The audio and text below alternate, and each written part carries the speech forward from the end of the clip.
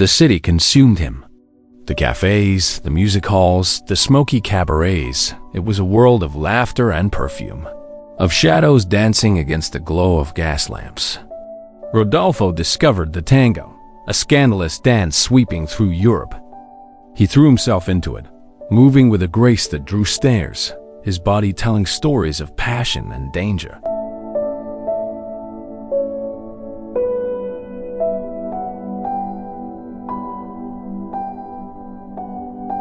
He danced in dim-lit halls, where strangers fell in love with him before dawn, where secrets were whispered over champagne, where morality melted into smoke. But Paris was also ruthless. Rodolfo ran through what little money he had. He gambled, drank, and drifted. There were nights when he slept in cheap boarding houses, or not at all.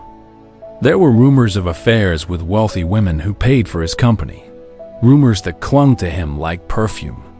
Men despised him, women adored him, and Rodolfo lived caught between the two, thriving on the power of their attention. Yet underneath the charm, there was always hunger for something larger, something immortal. When Europe darkened with the shadows of impending war, Rodolfo felt the walls closing in. The Parisian dream was fading, and whispers of conscription sent chills through restless young men. He knew he could not remain. His mother's voice echoed in his memory, urging him to find a future. And so, with little more than a small bag and the fire in his chest, Rodolfo set his eyes on America, the land of new beginnings, of reinvention, of a stage large enough for his ambitions. In 1913, he boarded a ship bound for New York. The journey across the Atlantic was long, the air thick with salt and uncertainty. On deck, Rodolfo often stood alone, staring into the horizon as if he could already see the ghosts of his future waiting for him across the ocean. Passengers whispered about him, the dark-haired young man with the piercing eyes, too handsome to be ordinary, too restless to be safe. Even then, there was something about him that felt like a story not yet written, a story that could only end in brilliance or ruin. When he stepped onto American soil, New York's chaos swallowed him whole. The city roared with noise, horse-drawn carts clattering across cobblestones, street vendors shouting, immigrant tongues clashing in 1,000 dialects. Rodolfo was one of many, just another foreigner, nameless and poor. But he carried himself differently. His walk was deliberate, his posture proud. He might have been broke, but he wore his hunger like a crown. The city was merciless. Jobs were scarce, survival brutal. He worked wherever he could, tending gardens for the wealthy, washing dishes, and waiting tables. Each night, he returned exhausted, his hands raw, his pockets nearly empty. Yet he refused to be defeated. He began to haunt dance halls, drawn once again to the rhythm of tango. It was here that he found not just survival, but purpose. New York's elite society was enchanted by the tango. It was dangerous, exotic, scandalous, and Rodolfo danced it better than anyone. His body moved with precision and fire, his eyes burning into his partner's with a passion that left him trembling. Women flocked to him, paying for lessons, paying for his company. Soon, he was no longer just Rodolfo. He was becoming Valentino. But power always comes with danger. Whispers began to follow him. He was called a gigolo, accused of stealing the affections of married women, of breaking hearts and homes alike. Wealthy husbands grew suspicious, jealous, furious. There were nights when he had to flee through back doors, chased into the dark by threats and curses. Some claimed he seduced women not just with charm, but with an almost hypnotic magnetism, something that lingered long after the music stopped. It was thrilling, dangerous, and intoxicating. Yet Rodolfo could feel the walls closing in again. He was admired, yes, but he was also hunted. One scandal, one mistake, could ruin him completely. And deep down, he knew he was meant for more than dance halls and whispers. He wanted the stage, the spotlight, the immortality only fame could offer. The whispers of opportunity came from the West. Hollywood, still young, was beginning to bloom. Moving pictures, silent, flickering shadows on screens were becoming the obsession of the world. Actors were being transformed into gods, their faces immortalized in light. Rodolfo felt it calling to him, louder than the tango, louder than New York. He knew his destiny was waiting there. And so, with little more than determination, Rodolfo packed his life into a small bag once again. He said goodbye to the smoky cabarets, to the dangerous love affairs, to the narrow streets where jealousy followed him like a shadow. He boarded a train bound for California, carrying nothing but his restless spirit, his unmatched beauty, and a hunger that would not let him sleep. What awaited him in Hollywood was not fortune, not at first. It was rejection, struggle, humiliation. But it was also the place where his face would one day conquer the world, and where the shadows that had followed him since birth would finally catch him. Hollywood was not what he had dreamed. The streets of Los Angeles were not paved with gold. They were dusty, crowded, and unforgiving. The studios were fortresses, their gates guarded by men who had no interest in another nameless immigrant with a thick accent and foreign looks. Rudolph, still Rodolfo in the eyes of some, wandered from set to set, begging for work, and found himself swallowed by the lowest rungs of the new industry. He became an extra, his face flickering for mere seconds in films that no one remembered. Sometimes he was a background dancer, sometimes a nameless soldier, sometimes a shadow among crowds. But those who paid attention noticed something about him. He didn't disappear into the background. He lingered in the mind, his dark eyes drawing attention even in silence. Still, the system worked against him. Hollywood had no place for a man like Valentino. He was too foreign, too dark, too exotic. Casting directors saw him as the villain, the seducer, the dangerous outsider who could never be the hero. He played gangsters, thieves, sinister lovers who preyed upon innocent women. But even in these roles, his magnetism was undeniable. Audiences found themselves drawn to him, sometimes against their will, unsettled by how much they wanted the man they were told to fear. But hunger and ambition are cruel companions. Money was scarce. He rented shabby rooms, sometimes going hungry, sometimes walking the streets with empty pockets and a heavy heart. He danced again for survival, teaching society women how to move their bodies in forbidden rhythms. The tango had followed him from New York to Los Angeles, and once more it kept him alive. But the whispers followed too. He was called a Latin lover, not yet a title of admiration, but of suspicion. Men saw him as a threat. Women saw him as a temptation. And Rudolph lived on that dangerous edge. In 1919, he married Jiang Acker, a silent film actress. Their union was as hasty as it was doomed. On their wedding night, Jing locked him out of their hotel room. The marriage was never consummated, their relationship a battlefield of accusations and bitterness. She later claimed he had seduced her into marriage. He claimed betrayal. The scandal fed the whispers that already trailed him. Hollywood smirked, amused at the failed romance of the exotic dancer who dreamed of being a star. Yet even in humiliation, fate moved quietly. In 1921, a role came that would change everything. The Four Horsemen of the Apocalypse. It was not meant to make him a legend. The studio had little faith in the film and even less in Valentino. But director Rex Ingram saw something others ignored: the intensity in Valentino's movements, the dangerous allure in his eyes.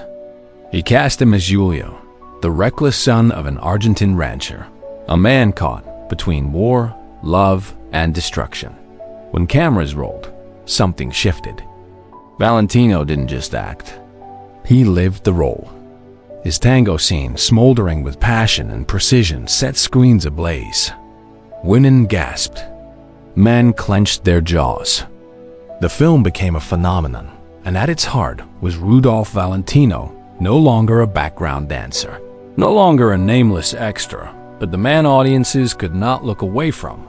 Overnight, he became the first great male sex symbol of Hollywood. Women fainted in theaters. They wrote him letters by the thousands, some filled with adoration, some with obsession, some with disturbing confessions of dreams and desires. Men despised him. They mocked him, called him unmanly, accused him of corrupting women, of being too delicate, too foreign. But their hatred only fed the fire. For every insult hurled at him, 100 women whispered his name in the dark. Valentino was no longer just an actor. He was a myth, a projection of fantasy and fear. He embodied everything forbidden, everything dangerous. And yet, beneath the starlight, his personal life remained a battlefield. His first marriage crumbled into divorce. Rumors spread of affairs, of jealous husbands, of scandals waiting to erupt. Studios tried to control him, to package him, but he resisted, restless as ever. He wanted to choose his roles, to prove he was more than a figure of desire. But Hollywood was a machine, and Valentino was both its brightest flame and its most fragile spark. The more famous he became, the deeper the shadows around him grew.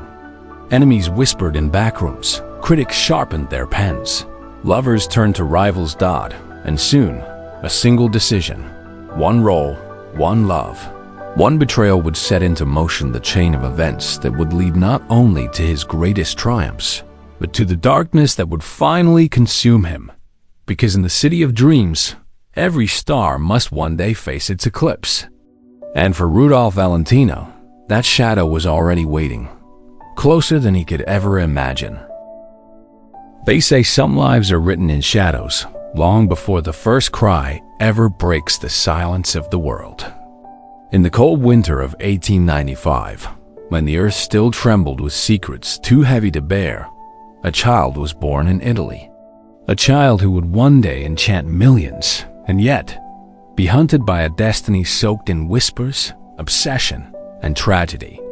His name would be etched in cinema's golden age, but his fate etched in darkness, in the small town of Castellaneta, hidden within the rugged landscapes of southern Italy. Rodolfo Alfonso Raffaello, Pier Filibert Guglielmi di Valentina d'Antemuola, entered the world on May 6, 1895. To the villagers, he was simply Rodolfo, another child born beneath skies heavy with Mediterranean storms. But there was something about him, even as an infant, that drew stares. His dark eyes carried a peculiar weight, a kind of knowing, as though the child was already aware that his life would not belong to him alone. His father, Giovanni, was a strict and proud man, a veterinarian whose stern demeanor left little space for tenderness. His mother, Gabriella, was of noble French descent, delicate and cultured, a woman whose refined manners and quiet beauty seemed too fragile for the raw earth of Castellaneta. She adored her son with a passion that bordered on obsession, perhaps sensing even then that his days would be too fleeting, too consumed by forces beyond her reach. As Rodolfo grew, he became restless. The hills of Castellaneta were not enough to contain his boundless energy, nor his dreams. He was mischievous, reckless, always testing limits. Villagers whispered about his strange charisma even as a boy. People turned to look when he entered a room. His teachers scolded him for lack of discipline, yet they too felt something magnetic in his gaze. The boy was no ordinary child. By adolescence, Rodolfo had become tall, striking, and impossibly handsome. His sharp features seemed sculpted from marble, and he knew it. Girls followed him with stolen glances. Boys despised him with envy.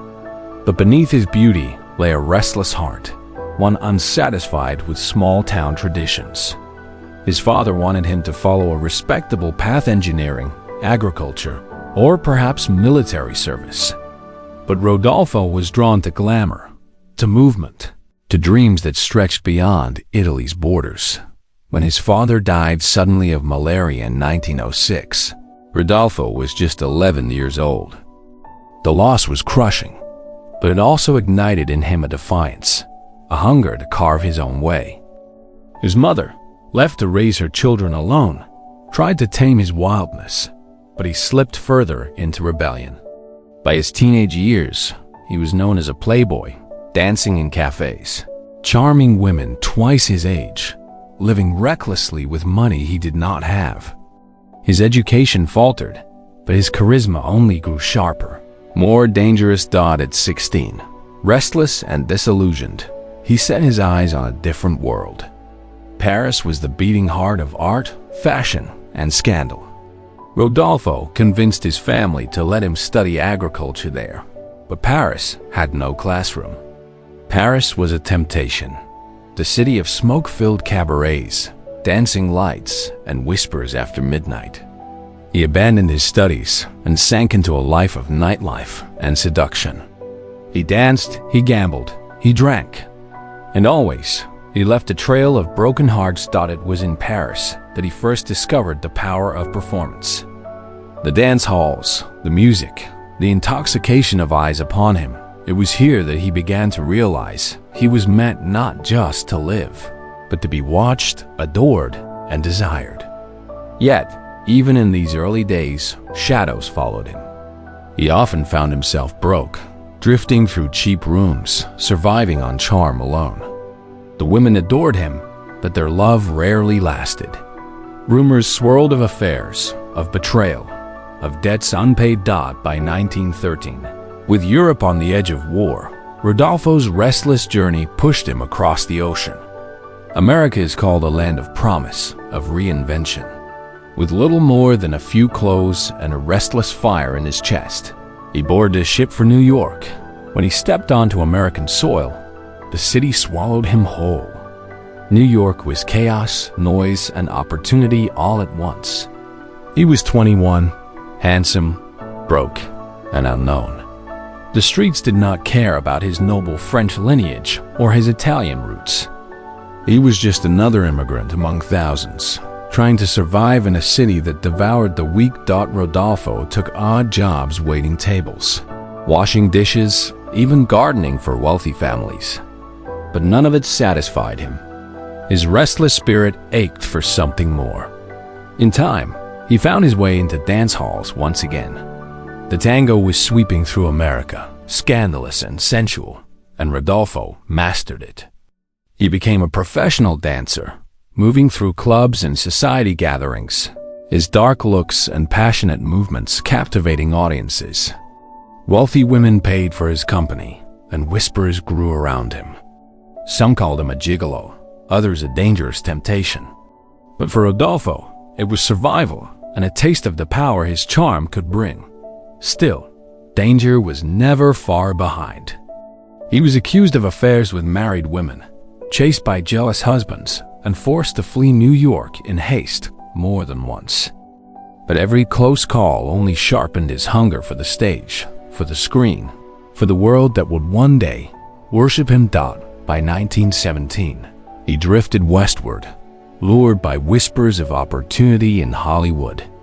The new art form of moving pictures was exploding, and men like him, exotic, magnetic, and unconventional, might just find a place in its flickering light. Rodolfo arrived in California with nothing but his restless energy, his dancing skills, and a face that would one day become legend.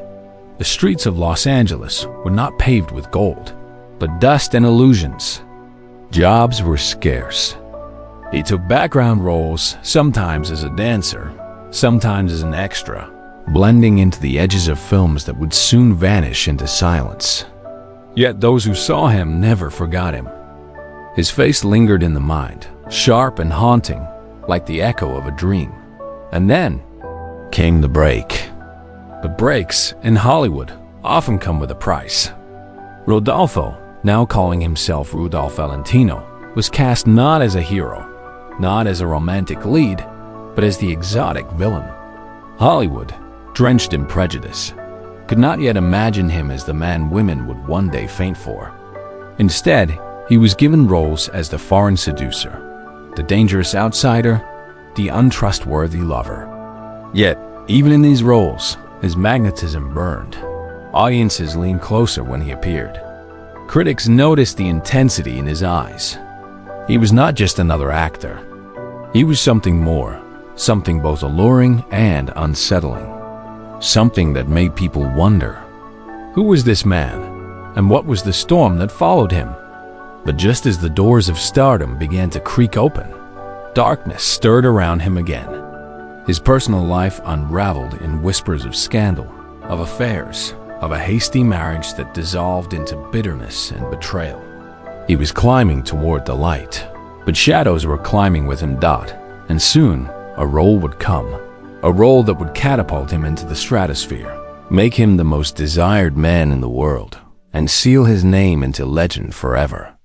But it would also set the stage for obsession, jealousy, and a destiny that even he could not escape. Because once the world saw Rudolph Valentino, it could never unsee him. And the more they loved him, the closer his fate crept. They say some lives are written in shadows long before the first cry ever breaks the silence of the world. In the cold winter of 1895, when the earth still trembled with secrets too heavy to bear, a child was born in Italy. A child who would one day enchant millions, and yet be hunted by a destiny soaked in whispers, obsession, and tragedy.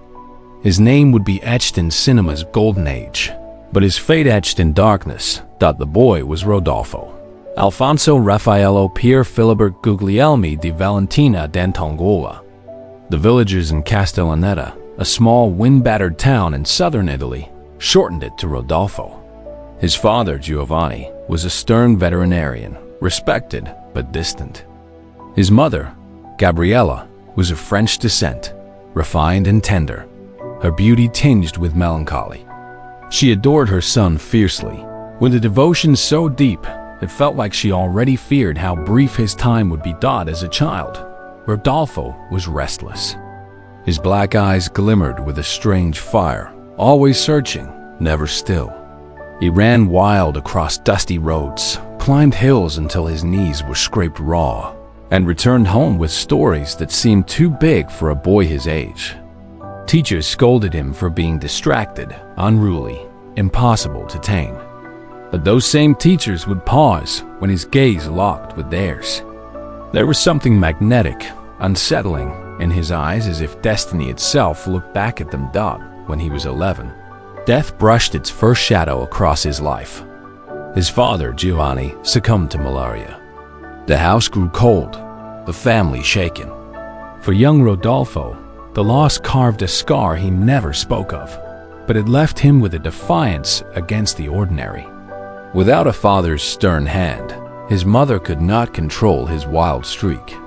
He became reckless, chasing older girls, gambling with boys who envied his charm, spending money he didn't have. His beauty bloomed early, sharp and irresistible, and he wielded it like a weapon. But beauty is a dangerous gift. It draws admiration, yes, but also jealousy, resentment, and ruin. By 16, Rodolfo's restlessness became unbearable. Castellaneta was too small, too suffocating. He dreamed of something greater, something dazzling. Paris became his obsession. The city of lights, of artists, of dancers, of decadence. He convinced his family to send him there under the guise of studying agriculture. But once in Paris, books and classrooms were the last things on his mind. The world had never seen anything like him. Rudolph Valentino was no longer just a man. He had become an idea, a force that stirred hearts and minds alike. When The Sheik premiered in 1921, the theaters trembled with anticipation, but nothing could have prepared the audience for the phenomenon that was about to unfold. Men scoffed, but women screamed, fainted, and wept in the darkened halls as Valentino strode across the screen with a hypnotic intensity that defied explanation. He moved like a storm, every gesture deliberate, every glance searing. The dance sequences, the smoldering stares, the dangerous magnetism, it was not acting. It was a seduction that felt dangerously real. Audiences were captivated, riveted, and consumed.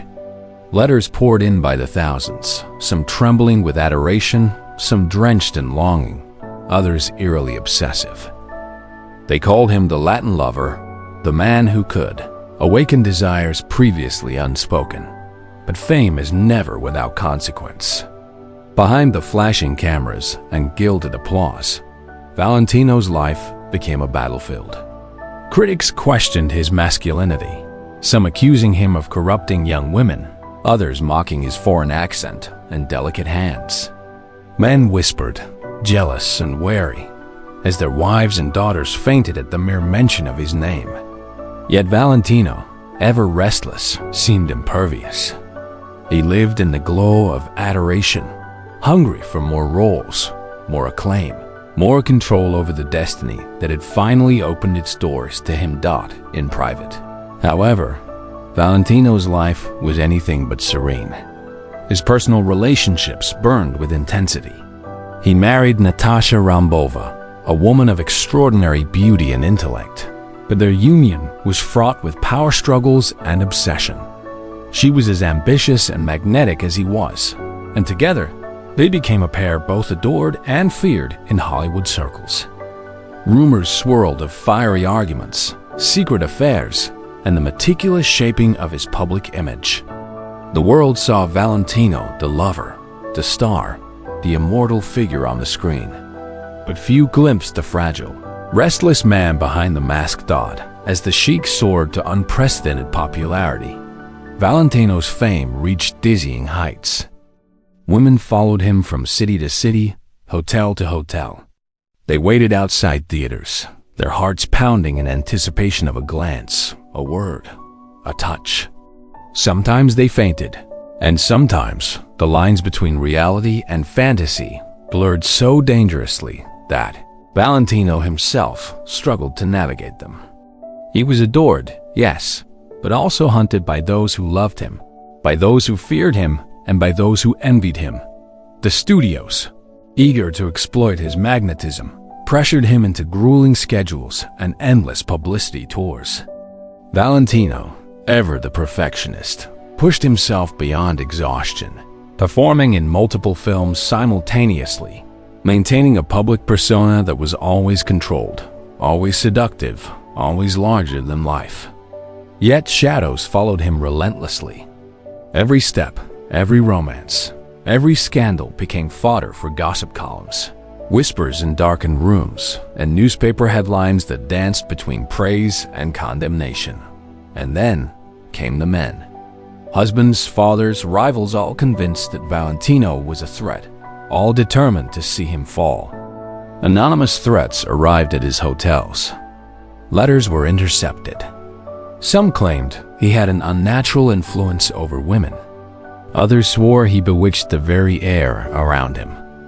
Valentino, fearless as ever in public, kept a private vigilance. He knew the danger, yet his hunger for life, for performance, for adoration, outweighed the fear. Despite the chaos, his career continued its meteoric rise. Films like Blood and Sand cemented his status as a cultural phenomenon.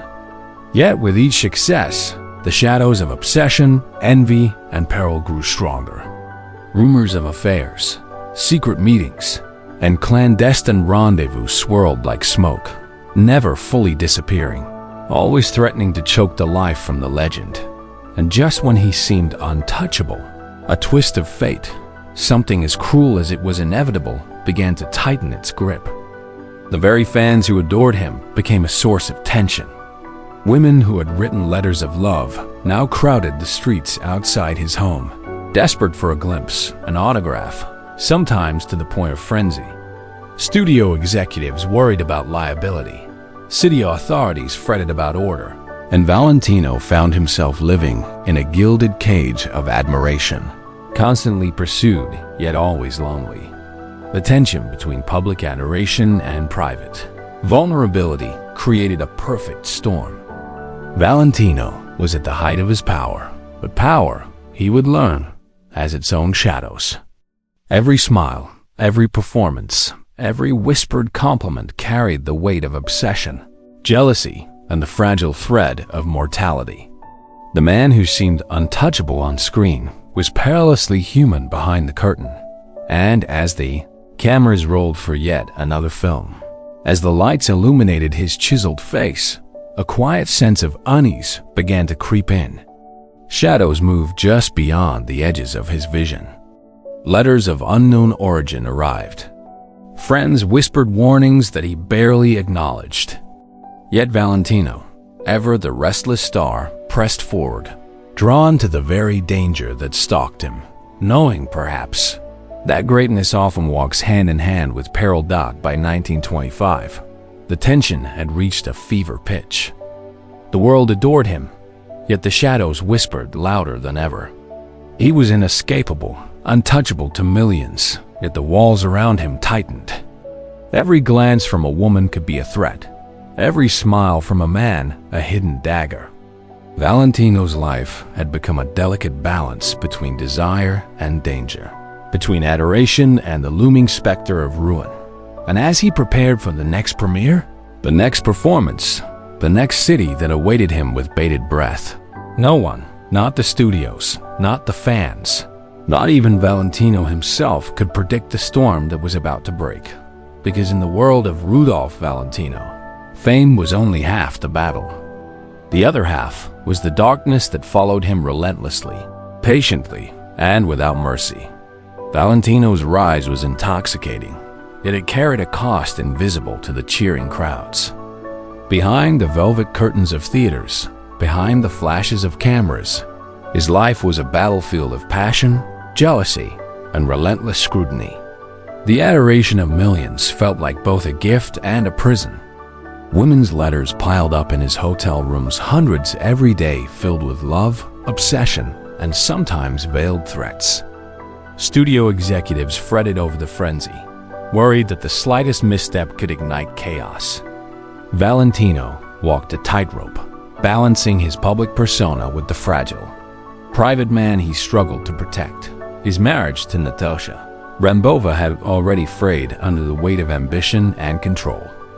Though outwardly glamorous, their union was marred by relentless arguments, artistic clashes, and clandestine separations. Rambova, fiercely intelligent and unapologetically ambitious, sought to shape him, to sculpt the star she saw in him. Valentino resisted in quiet defiance, yet their conflicts left scars on both their hearts. Divorce loomed like a shadow, whispered about by gossip columns and industry insiders, threatening to unravel the carefully constructed image of the Latin lover that the world adored. Amid personal turmoil, Valentino's career pressed forward with unyielding intensity. Films such as The Eagle and Son of the Sheik solidified his place in Hollywood, each performance a mix of raw passion and hypnotic allure. Yet the demands were relentless. He traveled endlessly, performing in cities across the United States, enduring grueling schedules and appearing at endless premieres. The physical toll was immense, the emotional strain greater still. Yet he pressed on, driven by a hunger that had never dulled since the streets of Castellaneta, the smoky halls of Paris, and the restless nights of New York. Fame, however, brought enemies as well as admirers. Men seethed at his influence over women, at the sway he held over hearts and desires. Rival actors whispered behind closed doors. Critics sharpened their pens with venom, and even some fans' adoration turned dangerously obsessive. Rumors of illicit affairs and hidden relationships spread like wildfire, fueled by both truth and fabrication. Valentino's private life became a spectacle, a theater of gossip, and he found himself pursued not only by adoring fans, but by shadows of jealousy, malice, and intrigue. Health, too, began to betray him. The relentless pace of his life, the pressure to maintain perfection, and the stress of public scrutiny began to manifest physically. Exhaustion gnawed at him, his once vigorous body succumbing to fever, strain, and a mysterious illness that would eventually become life-threatening. Yet even as his body faltered, Valentino's charm and magnetism remained undiminished on screen. Audiences, unaware of the toll it took, continued to swoon, to faint, to worship. The more he gave to the world, the more the shadows inside him deepened. Scandals intertwined with fame in ways both subtle and catastrophic. Rumors of secret marriages, rumored affairs, and encounters with women of high society circulated widely. Some of these rumors were fabricated by jealous rivals, others whispered by those who desired him. Yet Valentino had learned to navigate this dangerous terrain with a calculated grace. He smiled, bowed, and moved forward. Yet behind the smiles, the constant tension never ceased. Every glance carried suspicion. Every approach was weighed against the possibility of danger. In 1925, tragedy struck closer than ever. Jan Acker, the woman he had married and divorced years earlier, resurfaced in public whispers, fueling a scandal that threatened to undermine his carefully cultivated image. At the same time, Natasha Rambova's influence over him intensified, her vision for his career clashing ever more violently with his desire for autonomy. Valentino's heart, ever restless, felt the weight of expectation, adoration, and betrayal pressing upon him from every side. Yet even amid chaos, the world demanded more. The Eagle, The Son of the Sheik, and other films continued to cement his status. He was a phenomenon, a tidal wave of desire and fascination that could not be contained. But with every triumph came an invisible price. Obsession stalked him not only from fans, but from those who coveted his fame, his influence, and the power he wielded over Hartstadt. By late 1925, Valentino's body had begun to weaken noticeably. Small ailments, once easily dismissed, became alarming. Fever, exhaustion, and mysterious pains plagued him. Yet he continued to work, pushed by ambition, by loyalty to his craft, and by the insatiable hunger for public adoration. Friends warned him, doctors cautioned him, yet he refused to slow down. Fame was a fire that demanded fuel, and he was determined to feed it with every ounce of life he had left. Meanwhile, the city around him seemed to sense the tension. Women pressed outside hotels, screaming for glimpses of the man whose image haunted their dreams. Men seethed with envy. Critics sharpened their pens. Rivals schemed. And in the dark corners of Hollywood, whispers of danger and betrayal crept closer, waiting for the moment when the bright star of Rudolph Valentino would stumble in those final months before the turning point. Valentino's life was a precarious dance. Every smile masked exhaustion. Every performance masked pain. The public adored him, yet the shadows were relentless. Letters arrived from fans so obsessed that authorities were forced to intervene. Threats from jealous men became more brazen.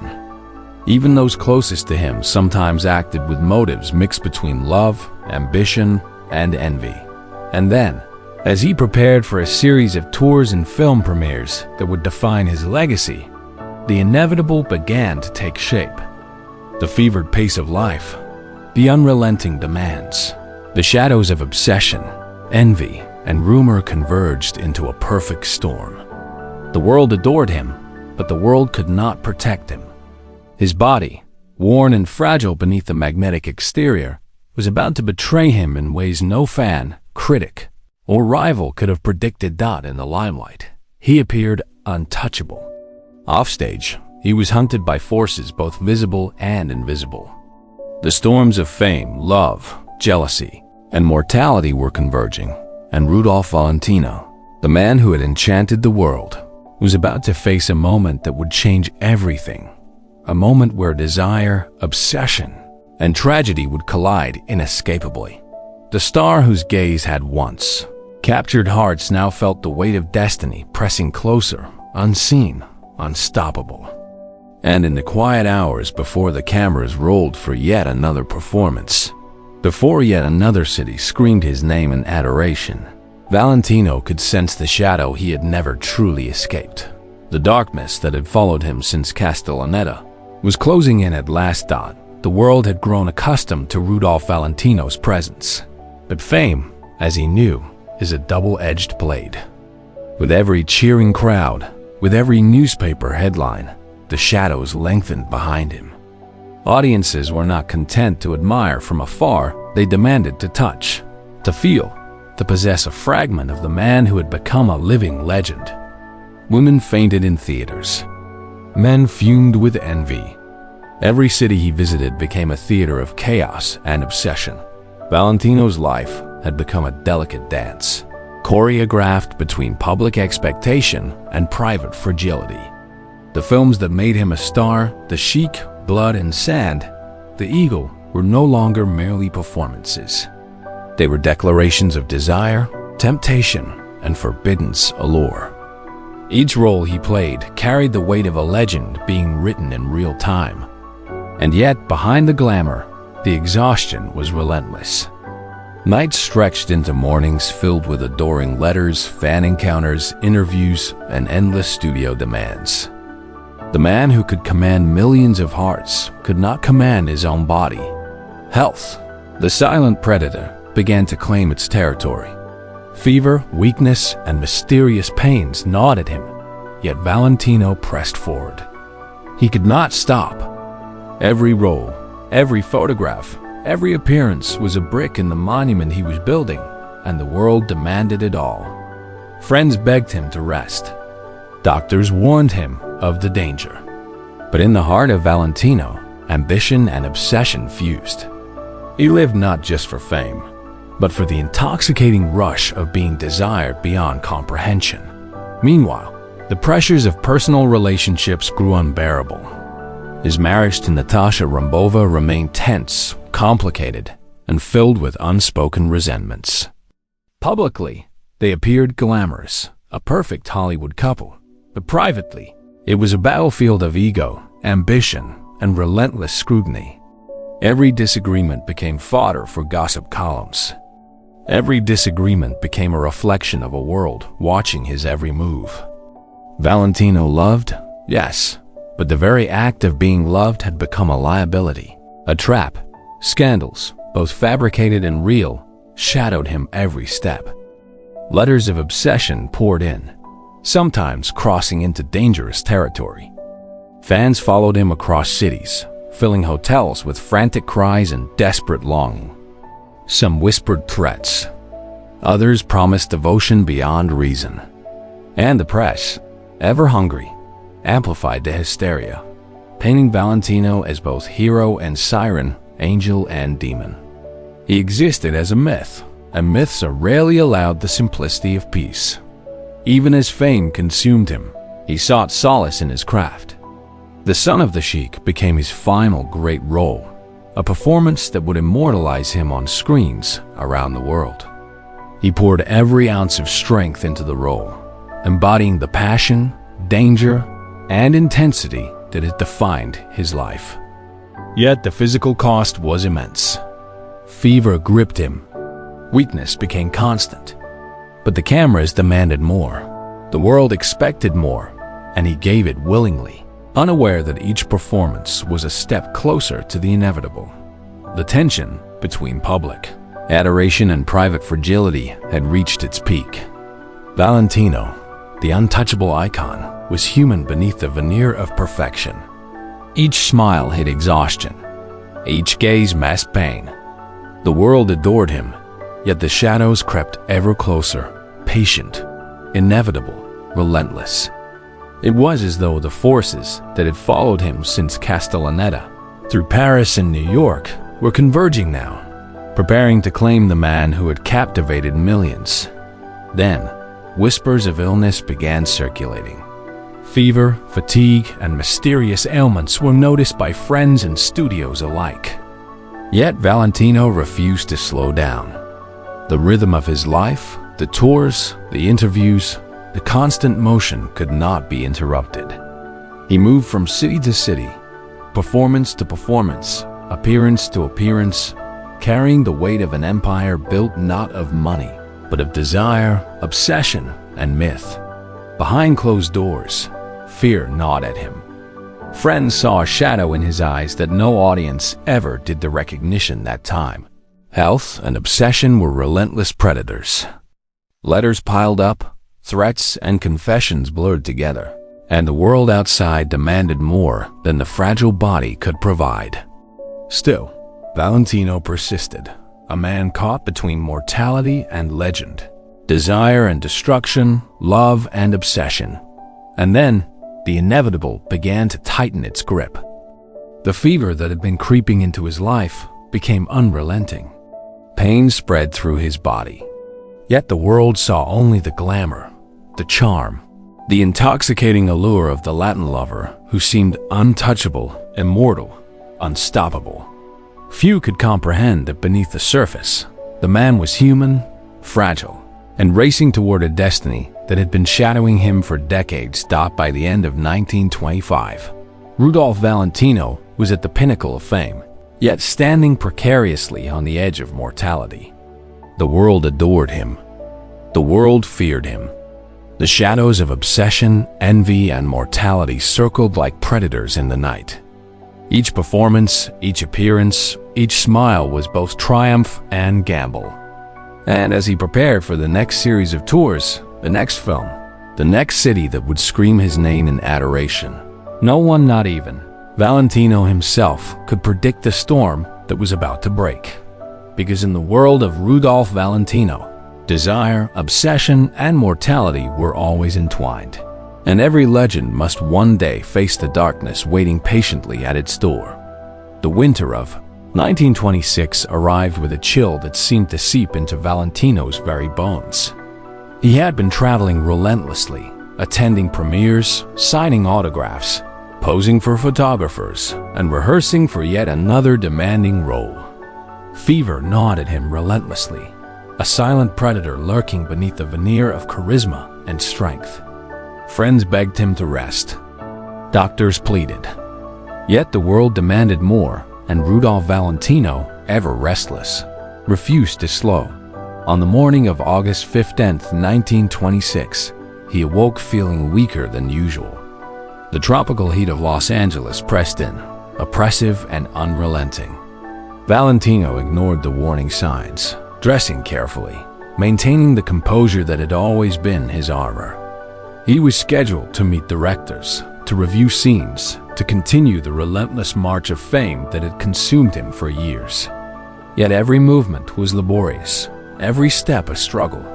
The fever asterisk had deepened into a grave warning, but the man who had enchanted millions could not or would not heed it. By the evening, his condition had worsened. He complained of sharp pain, of dizziness, of a profound weakness that no charm or force of will could mask. His inner circle grew anxious. Friends and colleagues hovered, exchanging worried glances, urging him to seek medical care. But Rudolph, ever the stoic performer, brushed them aside with a faint smile, a flicker of the invincibility he had long cultivated in public. Hours passed, and the symptoms became impossible to ignore. Fever, excruciating pain, and a sudden collapse forced an urgent call to his physician. Doctors arrived to find Valentino pale, shivering and gasping with difficulty. He was diagnosed with peritonitis, the result of a ruptured appendix, compounded by an infection that had gone unnoticed for days. The situation was dire.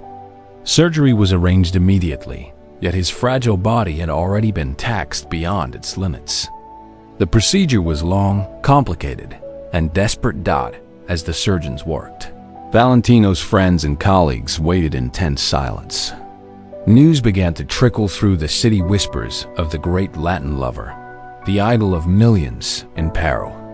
Fans, unaware of the precise danger, began to gather outside his residence, forming crowds that would soon swell into a tide of hysteria. Hollywood, accustomed to scandal and spectacle, could not contain the emotional storm that was building. Rudolph Valentino, who had danced through the world with effortless charm and magnetism, now lay fragile, mortal, and powerless. The fever raged on, and despite medical efforts, his body began to fail. Around 11:30 p.m., the news broke. Rudolph Valentino had died.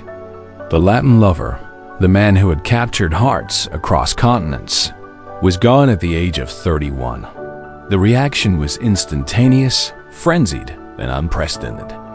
Los Angeles erupted in mourning. Fans screamed, fainted, and wept in the streets. Over 100,000 people lined the streets during his funeral procession, their grief spilling into hysteria.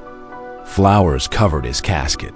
Letters of adoration and despair piled in droves, and the city seemed to stand still under the weight of collective sorrow.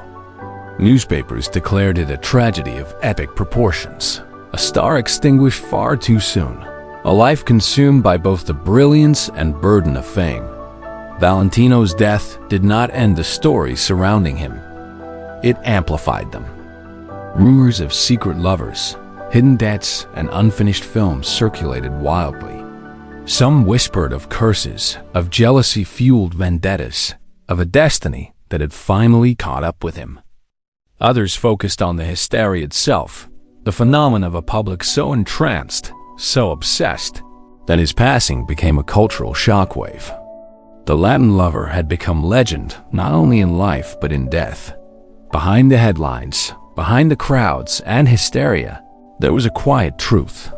Rudolph Valentino's life had been a series of relentless pursuits, a dance between desire and danger, adoration and obsession, mortality and myth. His death, sudden and shocking, crystallized the tensions that had haunted him for decades. The world had adored him, feared him, envied him, and in the end, could not save him. And yet, even in death, the shadows that had stalked him continued to whisper. Letters from frantic fans continued to arrive at his home. Stories of unseen enemies, jealous rivals, and obsession-driven admirers circulated in Hollywood circles. His name became more than a person. It became an idea, a symbol of passion, desire, and the cruel brevity of famed Rudolph Valentino's life. A journey that began in a small Italian town, through Parisian dance halls, New York cabarets, and the burgeoning streets of Hollywood, had ended far too soon. Yet the legend persisted. His films continued to mesmerize audiences. His image lingered on screens, in photographs, in the hearts of those who had adored him. He had become eternal, not merely a man, but a symbol of a world's fascination with beauty, desire, and the tragic brevity of life. As the city mourned, as the press dissected, as Hollywood tried to process the loss of its brightest star, one truth became clear. Rudolph Valentino's story was far from over. His life, death, and the frenzy they inspired would echo for decades, a testament to the power of allure, the danger of obsession, and the shadows that inevitably follow the brilliant. And somewhere, in the quiet aftermath of grief, in the empty theaters and shuttered studios, the whispers persisted. Whispers of a man who had lived fast, loved fiercely, and left the world forever changed. A legend whose shadow would never fade. Even in death, Rudolph Valentino refused to be ordinary. The world had mourned him, but mourning only amplified the legend. Newspapers chronicled the hysteria. Theaters replayed his films to audiences desperate to feel his presence once more. And fans sent letters by the thousands, some drenched in grief, some in worship, and some in quiet obsession that would persist for decades. Valentino had transcended mortality, becoming a symbol larger than life itself.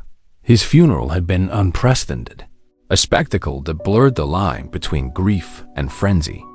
Streets were lined with thousands of fans, women fainting in droves, men standing silently, jaws clenched with envy and awe. Yet in the wake of the crowds, the quiet truth emerged.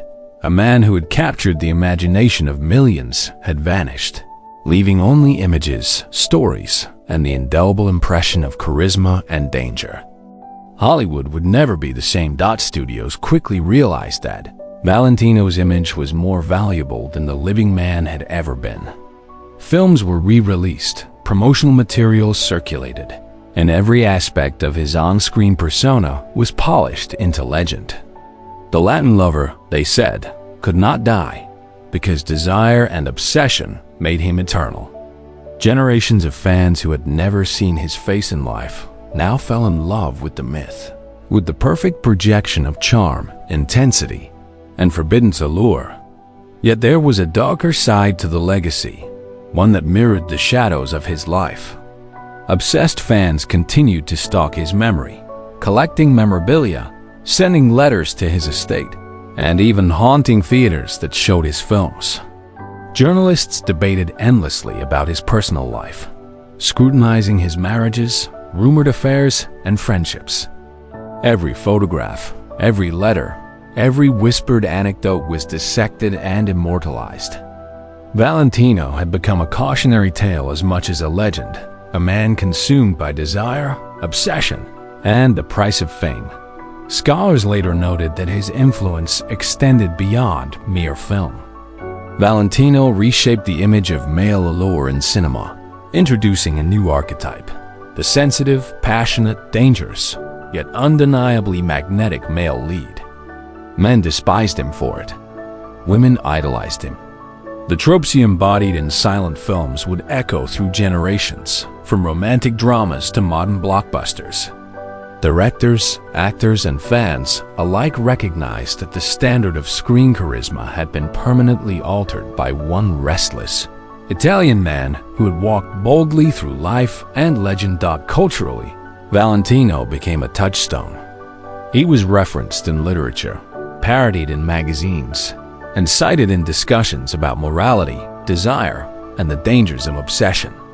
He was a man who had lived fast, loved fiercely, and died young, a narrative as compelling as the films he left behind. The public fascination never waned. Instead, it transformed into reverence, obsession, and myth, the kind of myth that persists when a life is too intense, too dangerous, and too fleeting to be confined to history alone. Valentino's image also became intertwined with tragedy. Scholars, critics, and fans recognized a pattern. The very qualities that made him irresistible, his restlessness, his intensity, his hunger for fame and love, were the qualities that had contributed to his early demise. In this, his life became a parable, a cautionary tale of beauty, desire, and mortality.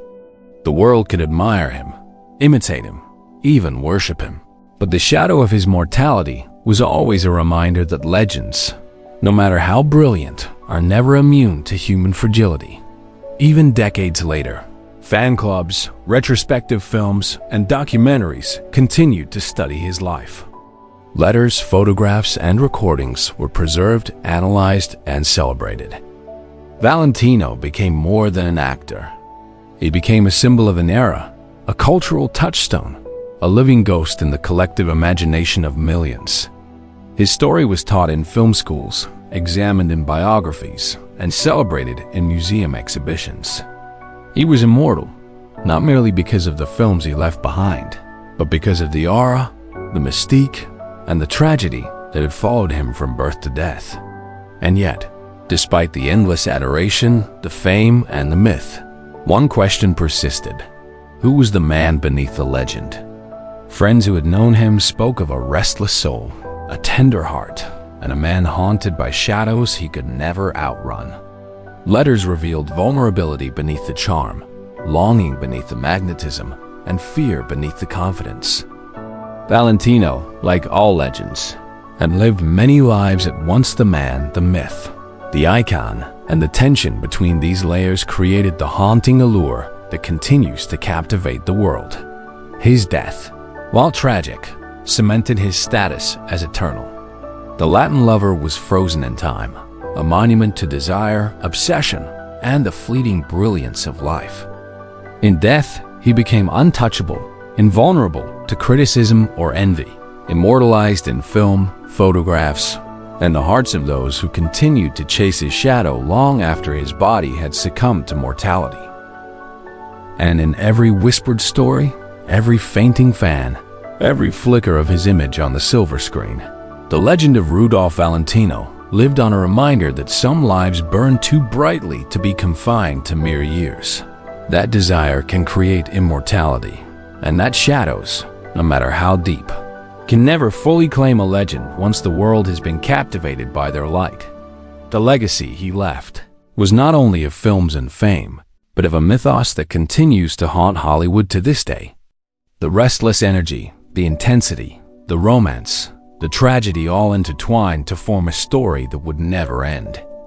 And though he had walked among mortals, Rudolph Valentino had become something more, a spectral figure of desire, a cautionary echo of fame, and a star whose shadow stretches across decades, never fading, never dimming, always whispering the tantalizing question, what more might have been? Had the Latin lover lived longer? In the quiet of the darkened theaters, in the flicker of the silver screen, and in the hearts of those who still yearn for a glimpse of magic, Rudolph Valentino remains. His story is one of beauty and danger, desire and obsession, brilliance and tragedy. And as the reels of film continue to turn, as the world continues to watch, one truth remains undeniable. Legends like Valentino are never truly gone. They are eternal shadows that linger, mysteries that beckon, and stories that the world will never stop telling. Even decades after his death, Rudolph Valentino's presence remained alive, whispering through the corridors of Hollywood, in the flicker of old theaters, and in the collective imagination of generations. His life, marked by relentless ambition, intoxicating allure, and tragic brevity, became a symbol of the ultimate tension between desire and mortality. Collectors and historians meticulously archived every photograph, every letter, every film reel. Fans continued to write, some decades after his passing, drawn as if by an invisible force to the man who had walked with a dangerous charm across the silver screen. Each artifact seemed imbued with a fragment of his spirit, a spark of the Latin lover whose gaze could ignite both adoration and fear. Hollywood, meanwhile, codified him into myth. The archetype of the brooding, passionate male lead owed much to Valentino's influence. Actors imitated his gait, his expressions, his seductive energy. Directors cited him as inspiration, a template for the charisma that could move audiences without a single spoken word. Silent films became a repository, not just of his performances, but of the aura that he carried, a blend of danger, elegance, and unattainable desire. Yet the legend was not without shadows. Biographers and scholars debated endlessly about his personal life, his loves, his fears, and the mystery that had always shrouded him. Some whispered about unfulfilled desires, secret obsessions, and the heavy price of fame. Others argued that the obsession of fans, the relentless pressures of Hollywood, and the fragility of his health were the true culprits that had driven his life to such an early and dramatic end. In the quiet moments, away from the crowds, Rudolph Valentino's story revealed a paradox. A man adored for the illusion he projected, haunted by the reality he could never fully escape. Friends recalled his tenderness, the intensity of his private emotions, and the restlessness that never allowed him peace. Letters and diaries hinted at a yearning for normalcy, for understanding, for a life beyond the unrelenting glare of public attention. And yet, for all the longing, the tragedy, and the shadows, Valentino had achieved something few ever do. He had become immortal. His films endured, still captivating audiences decades later. His image was forever etched into Hollywood history, and the fascination, obsession, and reverence he inspired continued to ripple across time, creating a legend that could never truly fade. Every fainting fan, every heart-stopping moment in a dim theater, every whispered admiration carried the echo of his presence. The man who had lived fast, loved fiercely, and died young had transcended mortality. Rudolph Valentino had become more than a name. He was an idea, a myth, a cautionary tale, and a dream all at once. Even now, the world that had adored him continues to speculate, to wonder, to feel the pull of the Latin lover who vanished too soon. What might he have achieved if time had been kinder? What romances, what performances, what triumphs were lost to the relentless march of fate? These questions, unanswered, are part of the spell that keeps his story alive. Part of the shadows that trail his legend even today. In the end, Rudolph Valentino's story is not merely about the films he made or the women who adored him. It is about the human heart, stretched between desire and fear, obsession and longing, brilliance and mortality. It is about the shadows that follow fame, the allure of the forbiddens, and the inevitable truth that even legends must face the fragility of life. And so, in theaters and archives, in the memories of millions, Valentino lives on a whisper of mystery, a symbol of passion, and a reminder that some lives, brief as they may be, leave shadows that can never be erased. The Latin lover, the restless soul, the man who defied mortality in his brief, blazing life continues to haunt our imagination, a cinematic enigma that will never truly fade. For those who seek him, those who watch his films, those who marvel at his story, Rudolph Valentino is always there in the flicker of a screen, in the gasp of a fainting fan, in the heartbeat of Hollywood itself. And somewhere, in the quiet spaces between reality and legend, his shadow moves still, as seductive, mysterious, and untouchable as it ever was. The story ends, yet the legend whispers on, eternal, untamed, and haunting a mystery that refuses to die, a star that continues to shine long after the world thought it had gone out.